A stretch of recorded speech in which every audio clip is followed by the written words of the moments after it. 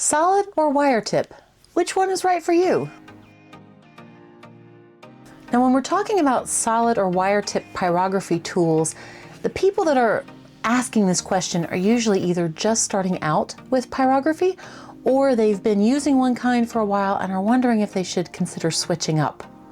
So let's look at these two very common, very useful tools through three different ways: through their price, their safety, and their relative ease of use. First up is price. And in this, the solid tip tool is the clear winner.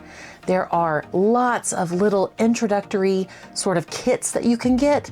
I got mine at one of these big box stores, like a Costco, Sam's Club type place, for about $20, $25. And it had just enough stuff that I needed to really find out if I liked doing pyrography. And that's what those kits are really good for, is finding out if you're interested in the art, if you enjoy it. In which case you might want to think about stepping it up. The next sort of step up is the solid tip tool that has a adjustable thermostat. You can adjust the temperature on it. Those are a little more expensive. A real top of the line solid tip tool run you about $50, $60. You can get a nice kit, and it's a really good version of the solid tip tool kit. Now, the wire tip tool, while there are some inexpensive versions that are about $60, I do not recommend them. They don't have a lot of the reviews that suggest high quality, shall we say?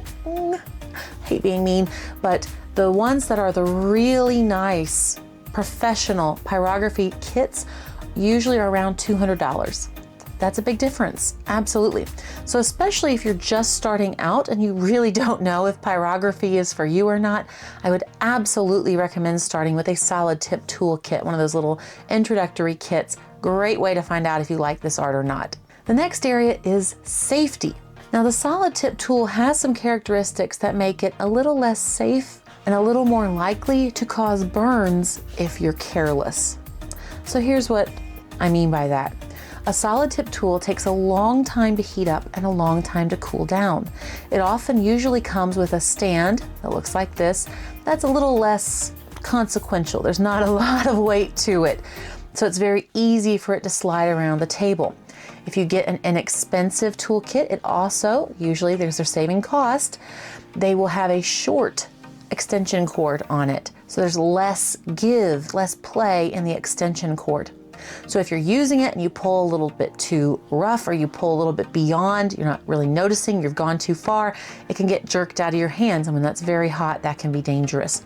Also, because it takes, as I mentioned, a long time for it to heat up, sometimes if you're like me and you get distracted by other stuff or you get a notification on your phone, you might forget that the tool is there and it's getting to these hundreds of degrees. Also, the stand that they come with for the low-end introductory kits, it leaves the tool tip open and exposed to the outside air.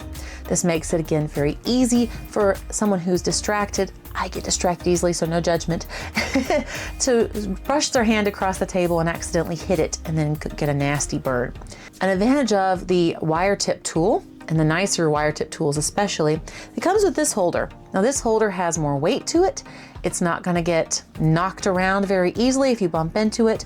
It's not going to get knocked over. And more importantly, it's going to keep that tool tip covered and protected. So if you were to accidentally bump into it while you've rested the tool in its rest, you're not going to get burned. You can touch the outside. I'm not saying don't be grabbing it all the time, but you can touch the outside and it's not going to burn you. That's a really good thing, especially if you have children, pets in the home. I always recommend to shut the door when you are doing something like this, so there's no chance of a child or a pet coming in and getting burned. But accidents happen, kids, dogs, cats, they can get in, it happens. So every extra little bit of safety is helpful. Also, the solid tip tool, it has a much longer piece of metal here at the bottom where you cannot put your finger. It has to be up here behind the guard. For the wire tip tool, you can put your fingers closer to the tip.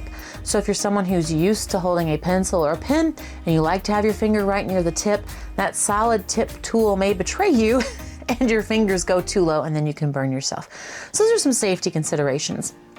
Those may or may not apply to you depending on how you burn and your setup, but it's good to know. All right, so the last big area is ease of use. And this is one I think is going to be really going to matter to someone who's been doing pyrography for a while and is considering moving up, upgrading. Perhaps they've been working with a solid tip tool and they want to know if the extra money to get a wire tip tool is worth it. Short answer, yes, I think it is, if that's your situation. It's such a difference. The wire tip tool is the clear winner. Here's why. As I mentioned, the solid tip tool takes a long time to heat up. It's sitting there for 5 to 10 minutes usually to go from ice cold to hot and ready to burn. By contrast, the wire tip tool, like that, it's a matter of seconds. Literally. I've had it, you can turn it, crank it all the way up and you can see it glowing red. I do not recommend turning it all the way up. That's not something you want to be burning with for multiple reasons. But just as a visual sort of experiment to see how quickly it can get to that maximum temperature, you'll see it glowing red and you'll see that it happens in a matter of seconds. That also is going to affect while you're actually burning. If you remember back in your high school physics, that heat is transferring from the tool into the wood. That's what's making it darken, and if we don't watch it, actually catch fire. It burns it. So that heat, that energy is going out of the tool. Now, when you have a solid tip tool that takes a long time to heat up, when you use it and the heat leaves that tip, it takes it longer to refresh. It takes it longer to heat up again to keep burning. So if you start burning very quickly, that tool is going to cool down and you're going to have to wait. Not have to wait as long as it is to heat up from the beginning, but there is a pause as you're working. And if you're like me, that can be very frustrating. Now, pyrography is never going to be a fast art. It does take time and patience, but I like the ability to work at my pace. So if I'm wanting to make the lines at this pace, a solid tip tool may not afford that. It may be too slow in its sort of recharge or recycle, if you want to look at it that way. Like I mentioned, because the wire tip tool is so fast to heat up, it's very quick. You make a mark, lift your pen, go up, it's ready to make another mark. It's about that fast. The other area where the wire tip tool exceeds expectations is when it comes time to change your tip, to change your drawing tip. Now, on a solid tip tool, you have to wait until the tip is completely cool before you take it out. Well, you might say, it comes with pliers. I can just use these pliers to twist it out. Kit that I got way back when, it actually said to do that. It actually said, well, if you need to change it out and it's still hot, just use the pliers, twist it out. Do not do this. It will destroy the threads if it's too hot. And then that tip is just ruined, and sometimes the tool is ruined. Ask me how I know this. So don't do that. You have to wait until it's completely cool. That's time. That's a delay. You have to sit it down, walk away, come back, and it's a few minutes later before it's cool enough that you can switch it out, and then you have to wait for the new tip to reheat again. For a wire tip tool, very, very simple. I never use my hands when I'm burning, just for safety. I do not ever want to get into the habit of using my hands to unscrew the little grips holding the tool, holding the wire tip, and putting in the new one. I always do use the pliers, but it is feasible. You actually could use your hands very quickly after you turn the machine off and you're waiting it to cool down so that you can untwist the little screws that are holding the tip in place, pull it out, put in the new one. Again, I use the pliers for that. I use them to untwist, to unscrew, and I also use to pull the one tip out, put the new one in and tighten it. Just get into that habit and it's safer. But it's so much faster. You can do it very quickly and you're not going to damage the machine. Okay, so in summary, if price is the sole consideration, the solid tip tool is the best bet. You can get a very inexpensive kit that has multiple tips and the tool and often some carbon paper and some wood to practice on. It's great for trying out this new art form and seeing if you like it. If safety is a big concern, the wire tip tool is the clear winner there. It has a lot of features that make it easier to keep things safe and less likely to burn yourself or others. And the final big one is ease of use. If you've been doing pyrography for a while and you really like the solid tip tool, I say stick with it. I mean, if it's what works for you, that's what works for you.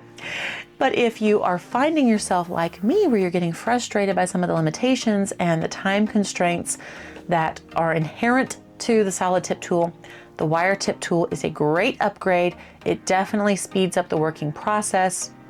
I love mine. I would never go back. If this video was helpful or useful or even mildly entertaining in any way, please consider leaving a like or a comment, or if you really liked it, consider subscribing. I'm gonna have a lot of videos about pyrography and laser cutting and just craft making in general. So love to have you here. Please stick around. If you're watching this video, it means you're probably into pyrography. So if I got a video for you, check this out. It is my new thing. It is Tails and Tales.